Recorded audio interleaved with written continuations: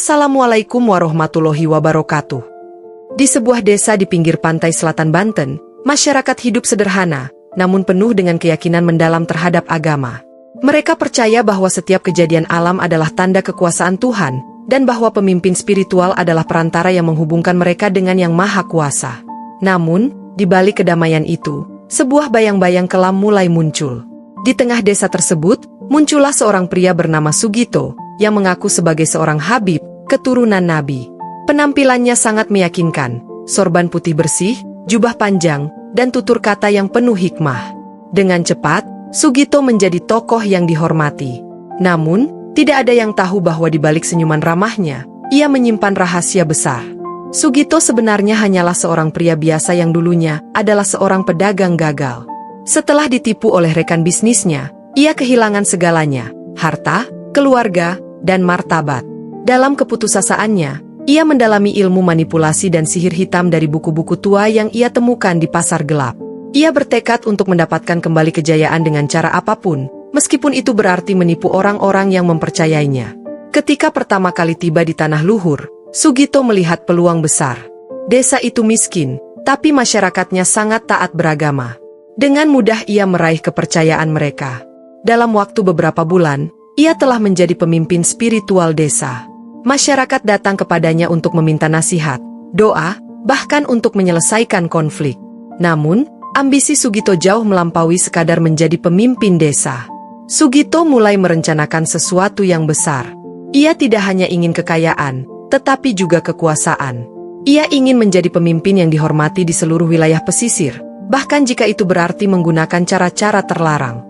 Saat itulah ia mendengar sebuah legenda kuno tentang Putri Duyung. Legenda itu diceritakan oleh seorang nelayan tua yang sering duduk di tepi pantai sambil mengisahkan cerita-cerita dari masa lalu.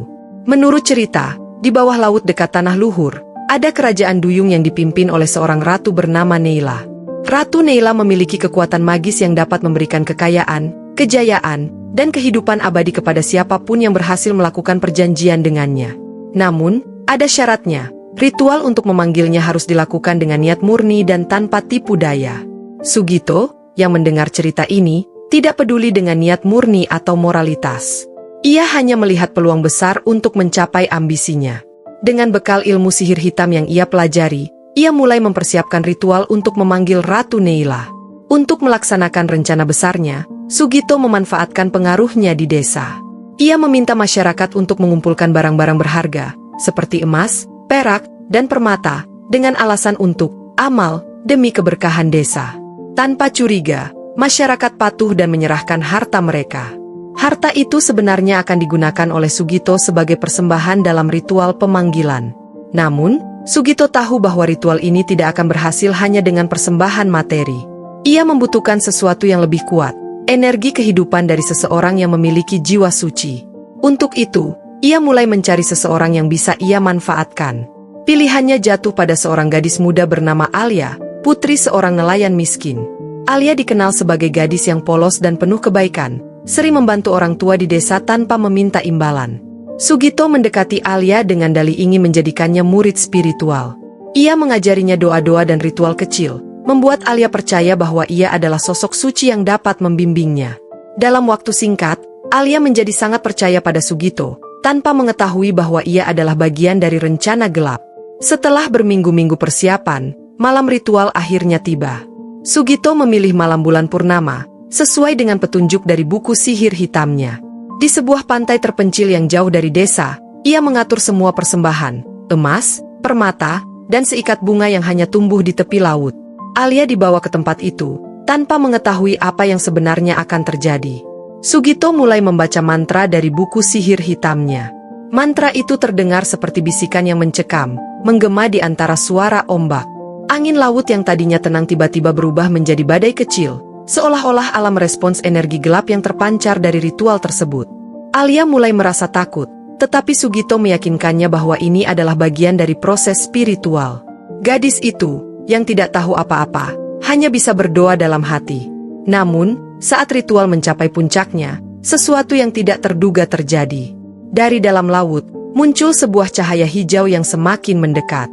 Air laut mulai berputar, membentuk pusaran besar. Dari pusaran itu, muncullah sesosok wanita dengan ekor bersinar emas, Ratu Neila. Ratu Neila adalah makhluk yang luar biasa indah, namun aura kekuatannya begitu kuat sehingga membuat siapapun merasa kecil di hadapannya. Mata hijau tajamnya menatap langsung ke arah Sugito, seolah-olah membaca seluruh isi hatinya. Ia berbicara dengan suara yang dalam dan bergema, "Siapakah yang memanggilku? Apa yang kau inginkan?" Sugito, dengan suara gemetar namun penuh keyakinan, menjawab, "Aku ingin kekayaan, kejayaan, dan kehidupan abadi. Aku telah mempersiapkan persembahan sesuai dengan syaratmu." Namun, Neila tersenyum tipis, senyuman yang tampak mengetahui lebih dari apa yang dikatakan Sugito. Ia berkata, "Kekayaan dan kejayaan bukanlah hal yang bisa kau beli. Kau telah memanggilku, tetapi ingatlah, setiap permintaan memiliki harga yang harus dibayar." Sugito mengangguk tanpa ragu, yakin bahwa ia telah memenangkan langkah pertama dari rencana besarnya. Namun, ia tidak menyadari bahwa malam itu akan menjadi awal dari kehancuran yang jauh melampaui apa yang pernah ia bayangkan. Ratu Neila memandang Sugito dengan tatapan tajam yang seolah-olah menembus jiwanya.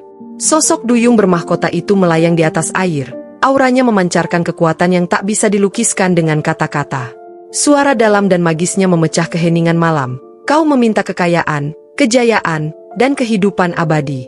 Permintaanmu besar, manusia. Tetapi, semua itu memiliki harga." Sugito menelan ludah, gugup namun penuh tekad.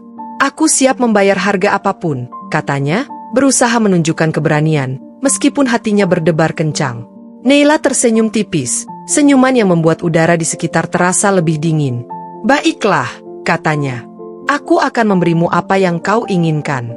Namun, kau harus menyerahkan sesuatu yang berharga, tidak hanya materi, tetapi juga sesuatu yang tidak dapat kau gantikan, kepercayaan jiwa yang murni." Sugito tidak memahami sepenuhnya maksud Ratu Neila. Baginya, semua ini hanyalah langkah menuju kejayaan. "Apa yang harus aku lakukan?" tanyanya. Ratu Neila menunjuk Alia, yang berdiri dengan ketakutan di belakang Sugito. "Gadis ini," katanya, "jiwanya bersih dan tak tercemar oleh dosa. Aku membutuhkan energinya untuk menyelesaikan perjanjian ini. Tanpa itu, permintaanmu tidak akan terpenuhi." Alia memandang Sugito dengan mata melebar. "Habib, apa maksudnya? Apa yang akan terjadi padaku?" tanyanya dengan suara gemetar. Sugito tahu bahwa menyerahkan Alia adalah kunci untuk mendapatkan apa yang ia inginkan. Namun, gadis itu telah mempercayainya sepenuh hati. Alia menganggap Sugito sebagai pembimbing spiritualnya, seseorang yang akan melindungi dan membawanya lebih dekat kepada Tuhan. Tetapi dalam pikiran Sugito, kepercayaannya sendiri sudah lama ternoda oleh ambisi dan keserakahan.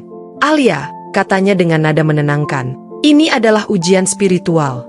Kau harus percaya bahwa ini adalah jalan untuk membawa berkah bagi desa kita." Alia tidak tahu harus berkata apa. Ia menggenggam tangan Sugito, berharap menemukan keyakinan di dalamnya.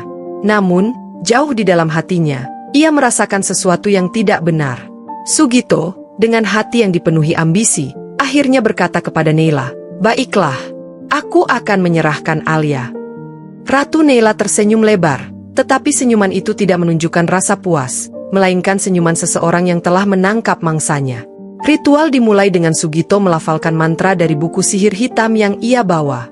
Suara mantra itu seperti bisikan yang bergema, membawa hawa dingin yang merayap ke tulang. Neila melayang di atas pusaran air, memandu Sugito dengan gerakan tangan yang anggun namun penuh kekuatan. Alia berdiri di tengah lingkaran persembahan, dengan air mata mengalir di pipinya. Ia tidak lagi percaya pada kata-kata Sugito, tetapi ia tidak berdaya untuk melarikan diri. Tubuhnya terasa berat, seolah-olah ada kekuatan tak terlihat yang mengikatnya di tempat. Ketika mantra mencapai puncaknya, Neila mengangkat tangannya tinggi-tinggi, dan dari telapak tangannya keluar cahaya hijau terang yang mengarah langsung ke Alia. Gadis itu terjatuh ke lututnya, merasakan energi hidupnya perlahan-lahan tersedot keluar. Namun, sesuatu yang tidak terduga terjadi. Ketika cahaya itu hampir sepenuhnya menyelimuti Alia, sebuah suara lain terdengar dari kegelapan. "Hentikan!" teriak seseorang. Dari bayangan pepohonan di dekat pantai, muncul seorang pria tua berjubah coklat. Ia adalah Ki Jaya, seorang dukun tua yang telah lama mengasingkan diri dari desa.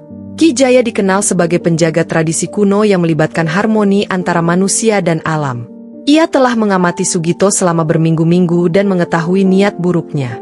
"Sugito," kata Ki Jaya dengan suara tegas. Kau telah melanggar batas. Kau menggunakan kepercayaan orang-orang untuk memenuhi ambisimu.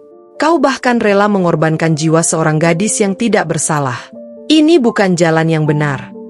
Sugito tersentak mendengar suara itu, tetapi ia berusaha menjaga wibawanya. Ki Jaya, katanya, kau tidak mengerti apa-apa. Aku melakukannya untuk desa kita, untuk membawa kemakmuran bagi semua orang. Tidak, balas Ki Jaya. Kau melakukannya untuk dirimu sendiri. Aku bisa merasakan kegelapan di dalam hatimu. Ratu Neila memandang Ki Jaya dengan tatapan penuh rasa ingin tahu. Siapa kau, manusia tua, yang berani mengganggu ritual ini? Tanyanya. Ki Jaya tidak gentar. Aku adalah penjaga keseimbangan.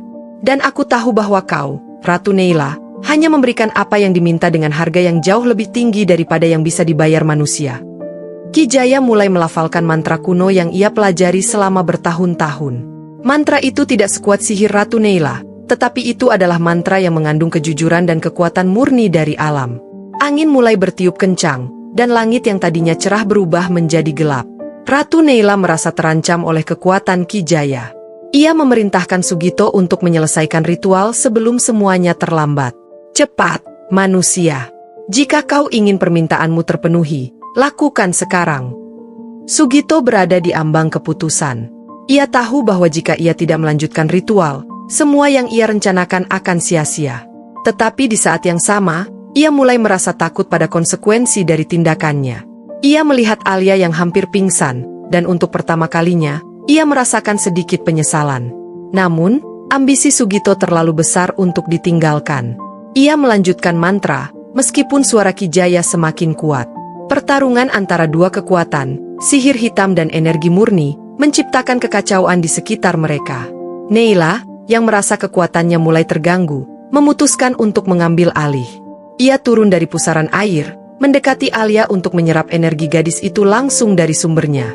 Tapi sebelum ia berhasil, Ki Jaya mengarahkan seluruh kekuatannya ke arah Neila, menciptakan ledakan cahaya yang membuat malam menjadi siang.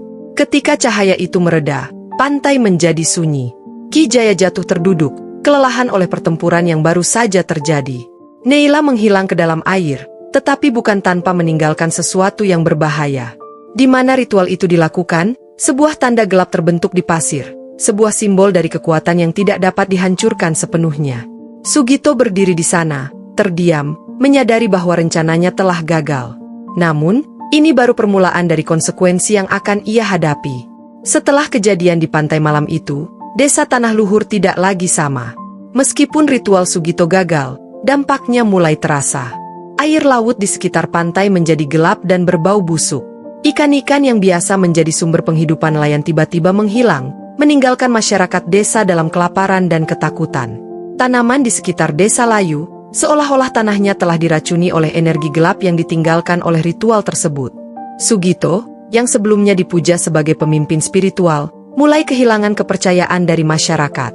Banyak yang mulai mempertanyakan tindakannya di malam itu, meskipun mereka tidak tahu apa yang sebenarnya terjadi.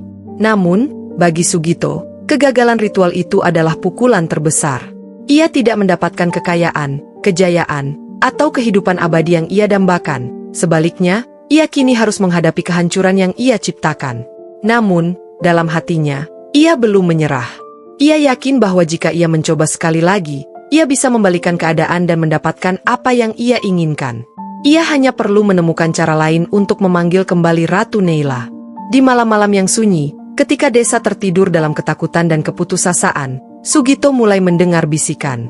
Bisikan itu datang dari arah pantai, suara lembut namun penuh dengan nada ancaman. "Datanglah kembali," suara itu berkata. "Aku masih di sini. Kau belum menyelesaikan apa yang kau mulai." Sugito yakin bahwa itu adalah suara Ratu Neila, memanggilnya untuk melanjutkan ritual yang terputus.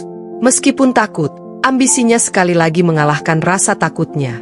Ia memutuskan untuk kembali ke pantai dan mencari cara untuk melanjutkan perjanjiannya. Namun, ia tahu bahwa kali ini, ia harus melakukannya dengan lebih hati-hati. Ki Jaya telah menghalangi rencananya sebelumnya, dan Sugito tidak ingin dukun tua itu kembali mengganggunya. Ia mulai merencanakan bagaimana ia bisa menyingkirkan Ki Jaya sekaligus menyelesaikan ritualnya. Ki Jaya, yang telah menyelamatkan Alia dan menghentikan ritual Sugito sebelumnya, kini tinggal di sebuah gubuk kecil di pinggir desa. Ia tahu bahwa energi gelap yang ditinggalkan oleh ritual itu masih ada, dan bahwa Sugito kemungkinan besar akan mencoba lagi. Karena itu, ia mulai mempersiapkan dirinya. Namun, Ki Jaya tidak menyangka bahwa Sugito akan mendatanginya langsung. Suatu malam, Sugito mengetuk pintu gubuk Ki Jaya, membawa wajah penuh kepura-puraan. "Ki Jaya," katanya, "saya datang untuk meminta maaf. Saya telah membuat kesalahan besar, dan saya ingin menebusnya. Saya butuh bantuan Anda untuk memulihkan desa ini."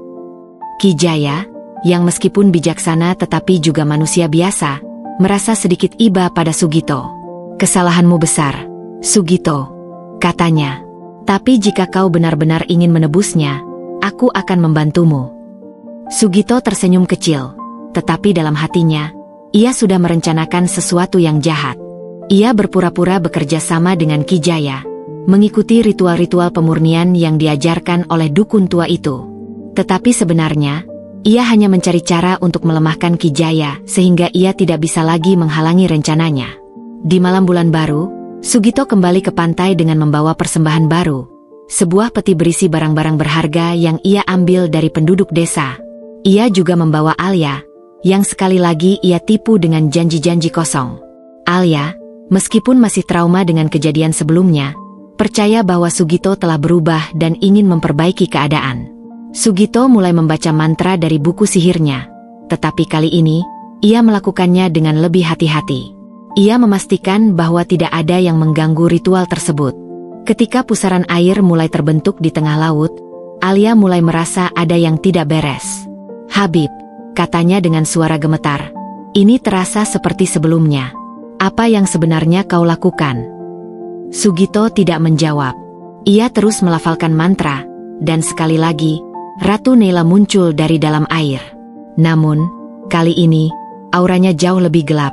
Mata hijau tajamnya menatap langsung ke arah Sugito. "Kau kembali," katanya. "Apakah kau siap untuk membayar harga yang lebih tinggi?" Sugito mengangguk, meskipun dalam hatinya ia tahu bahwa ia sedang bermain dengan api. "Aku siap," katanya. "Aku akan memberikan apapun yang kau inginkan." Neila tersenyum, tetapi senyumannya mengandung ancaman yang nyata. "Kau pikir kau bisa menipuku, manusia?" katanya. "Aku tahu hatimu penuh dengan keserakahan. Kau tidak berniat memberikan apapun yang berharga kepadaku. Tetapi kali ini, aku tidak akan membiarkanmu lolos." Tiba-tiba, Neila mengarahkan tangannya ke arah Alia. Gadis itu terangkat ke udara, terjebak dalam pusaran energi yang diciptakan oleh sang ratu. Alia berteriak, tetapi suaranya tenggelam dalam gemuruh ombak dan mantra Neila. Sugito mencoba menghentikan Neila, tetapi kekuatannya terlalu lemah. "Tidak, jangan dia," teriaknya. Namun, Neila hanya tertawa. "Ini adalah harga yang harus kau bayar, manusia," katanya. "Kau telah memanggilku, dan aku akan mengambil apa yang menjadi hakku." Namun, sebelum Neila bisa menyerap seluruh energi Alia, Ki Jaya muncul di pantai. Dengan kekuatan terakhirnya, ia membaca mantra perlindungan yang ia pelajari selama bertahun-tahun. Cahaya terang muncul dari tongkatnya, mengarah langsung ke arah Neila. "Kau tidak akan mengambil nyawa gadis ini," teriak Ki Jaya. Neila tersentak oleh serangan itu, tetapi ia tidak sepenuhnya kalah. Ia melepaskan Alia, tetapi sebelum menghilang ke dalam laut, ia meninggalkan sebuah ancaman. "Kalian semua akan membayar atas apa yang telah kalian lakukan. Ini belum berakhir." Pagi setelah kemunculan Ratu Neila, tanah luhur terbangun dalam suasana yang tidak biasa. Langit yang biasanya cerah tampak muram, diselimuti awan kelabu. Angin pantai membawa aroma asin yang bercampur dengan bau busuk, membuat para nelayan merasa was-was. Air laut berubah menjadi gelap, seperti tinta hitam, dan ombak yang biasanya menenangkan kini berdebur dengan ganas, seakan-akan alam sedang memberontak. Penduduk desa mulai berbisik tentang kutukan yang menghantui mereka. Beberapa bahkan mengaku mendengar bisikan aneh dari arah laut di malam hari. Sebagian besar penduduk merasa ini adalah hukuman atas kesalahan mereka, meskipun mereka tidak tahu apa yang sebenarnya terjadi. Namun, ada yang mencurigai Sugito, habib palsu yang sebelumnya dihormati. Beberapa dari mereka mulai berbicara tentang ritual aneh yang dilakukannya, tetapi tidak ada yang berani langsung menuduh. Sementara itu, Ki Jaya terbaring lemah di gubuknya. Energi yang ia gunakan untuk melawan Ratu Neila telah menguras kekuatannya. Alia merawatnya dengan penuh perhatian, merasa berutang budi pada dukun tua itu. Namun, di dalam hatinya, Alia juga merasa hancur. Kepercayaannya kepada Sugito telah benar-benar hilang, dan ia merasa bersalah karena pernah mempercayainya. Sugito kembali ke rumahnya, tetapi tidak ada lagi ketenangan di sana. Pikiran tentang kegagalannya terus menghantuinya, dan bayangan wajah Alia yang hampir kehilangan nyawanya membuatnya merasa bersalah. Namun, lebih dari rasa bersalah, ia merasa takut. Ancaman Neila masih terngiang-ngiang di telinganya. Ini belum berakhir. Malam-malamnya dipenuhi mimpi buruk. Dalam mimpinya, ia melihat desa dilanda banjir besar yang membawa kehancuran. Ia melihat wajah Ratu Neila yang tersenyum sinis sambil berbisik, "Semua ini adalah akibat dari keserakahanmu." Sugito mulai merasa kehilangan akal. Ia mencoba membaca buku-buku sihirnya untuk mencari cara mengembalikan keadaan. Tetapi setiap mantra yang ia coba justru memperburuk keadaan.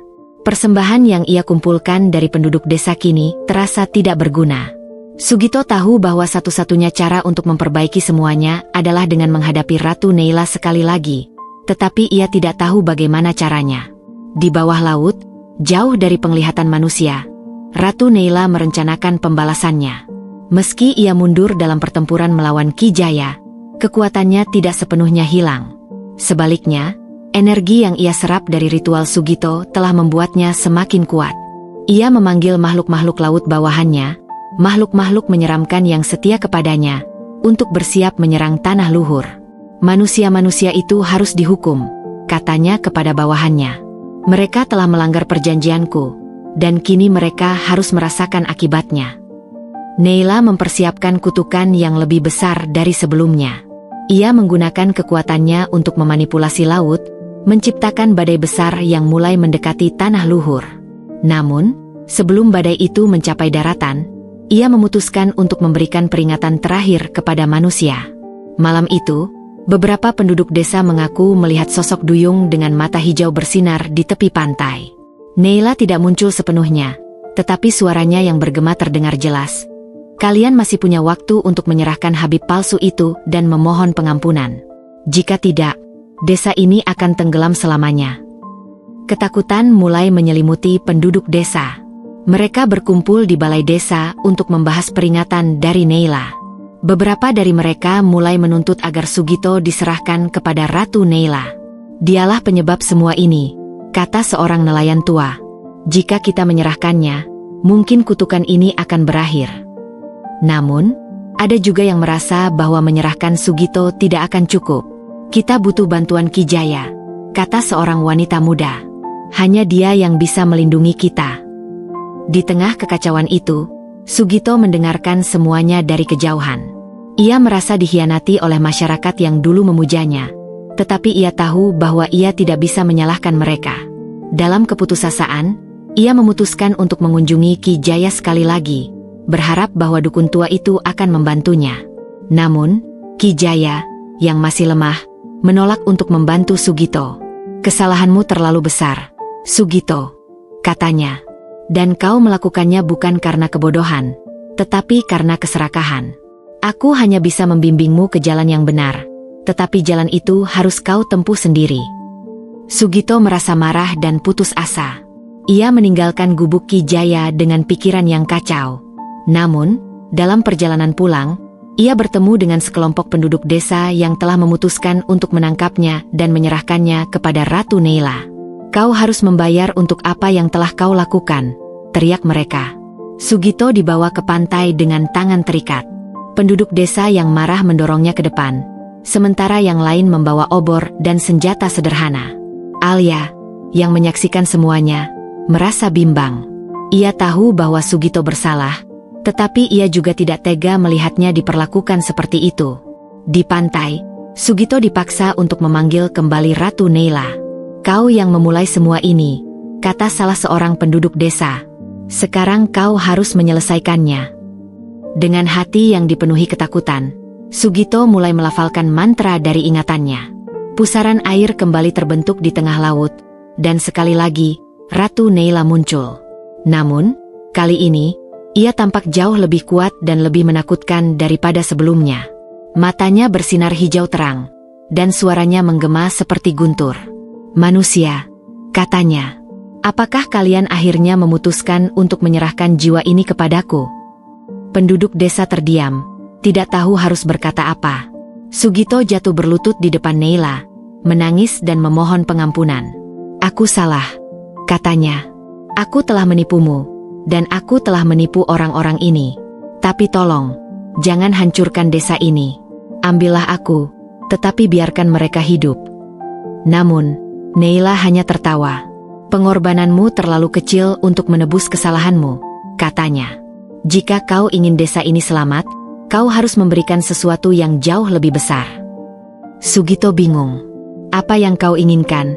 tanyanya. Neila tersenyum tipis. "Aku menginginkan kehancuran egomu. Aku menginginkan kau menyerahkan segalanya, bukan hanya jiwamu, tetapi juga kehormatanmu, ambisimu, dan semua yang pernah kau anggap penting." Sugito terdiam di hadapan Neila, dengan air mata bercucuran di pipinya. Ia menyadari bahwa semua ini adalah akibat dari kesalahannya sendiri. Ambisinya telah menghancurkan kepercayaan orang-orang, membawa kutukan ke desa, dan hampir merenggut nyawa Alia. Namun, di saat-saat terakhir ini, ia masih merasa sulit untuk menyerahkan segalanya. Penduduk desa, yang berdiri di belakangnya, mulai memohon kepada Neila untuk memberikan ampunan. Alia maju mendekati Sugito dan berkata, "Habib, jika kau benar-benar ingin menebus semua ini, kau harus melakukannya dengan sepenuh hati. Tidak ada jalan lain." Kata-kata Alia mengguncang hati Sugito. Ia akhirnya berdiri dan berkata kepada Neila, "Aku akan menyerahkan semuanya. Ambillah apapun yang kau butuhkan dariku, tetapi selamatkan desa ini." Neila tersenyum dingin. "Baiklah," katanya. "Kau telah membuat pilihanmu." Dengan sebuah gerakan tangannya, cahaya hijau yang sebelumnya mengelilingi Neila mulai bergerak menuju Sugito. Cahaya itu menyelimuti tubuhnya, menghisap semua ambisi, keinginan, dan kebanggaan yang pernah ia miliki. Sugito merasakan tubuhnya melemah. Ia merasa seolah-olah semua yang pernah membuatnya menjadi dirinya perlahan-lahan menghilang. Namun, di saat yang sama, ia merasakan kedamaian yang belum pernah ia rasakan sebelumnya. Untuk pertama kalinya, ia tidak lagi merasa terbebani oleh keinginan untuk menjadi kaya atau berkuasa. Ia akhirnya merasa bebas. Ketika proses itu selesai, Neila berkata, "Kau telah membayar hargamu, manusia. Desa ini akan selamat, tetapi ingatlah, setiap perbuatan memiliki konsekuensinya. Jika kau atau siapapun mencoba melanggar keseimbangan lagi, tidak akan ada ampunan." Dengan kata-kata itu, Neila menghilang ke dalam laut, meninggalkan Sugito yang terbaring lemah di pasir. Desa yang sebelumnya diselimuti kegelapan mulai kembali normal. Langit cerah, air laut jernih, dan angin pantai membawa aroma segar. Penduduk desa membantu Sugito kembali ke rumahnya. Meskipun mereka masih menyimpan kemarahan atas apa yang telah ia lakukan, mereka juga merasa iba melihat kondisi Sugito yang kini tampak seperti bayangan dari dirinya yang dulu. Ia tidak lagi sombong atau penuh tipu daya. Ia menjadi seseorang yang rendah hati, meskipun tubuhnya lemah dan tidak lagi memiliki kekuatan yang sama. Ki Jaya, yang perlahan pulih dari kelelahannya, berkata kepada penduduk desa, "Kita semua harus belajar dari apa yang telah terjadi. Keserakahan dan tipu daya membawa kehancuran, tetapi pengorbanan dan keikhlasan dapat membawa keselamatan." Alia, yang telah melalui begitu banyak penderitaan, menemukan kembali kekuatannya. Ia memutuskan untuk menjadi pembimbing spiritual bagi desa, menggantikan tempat yang pernah diisi oleh Sugito. Namun, tidak seperti Sugito, ia memimpin dengan ketulusan dan kejujuran. Tamat. Jika kamu merasa terinspirasi oleh kisah ini, jangan lupa untuk like, subscribe, dan komen, untuk terus mendapatkan cerita-cerita inspiratif lainnya. Setiap cerita memiliki pelajaran berharga yang bisa menjadi pendorong semangat dalam hidup kita. Bagikan juga cerita ini kepada orang yang kamu sayangi, agar mereka bisa merasakan manfaat dari perjuangan dan kasih sayang yang tulus. Mari kita terus berbagi kebaikan dan saling mendukung dalam perjalanan hidup ini.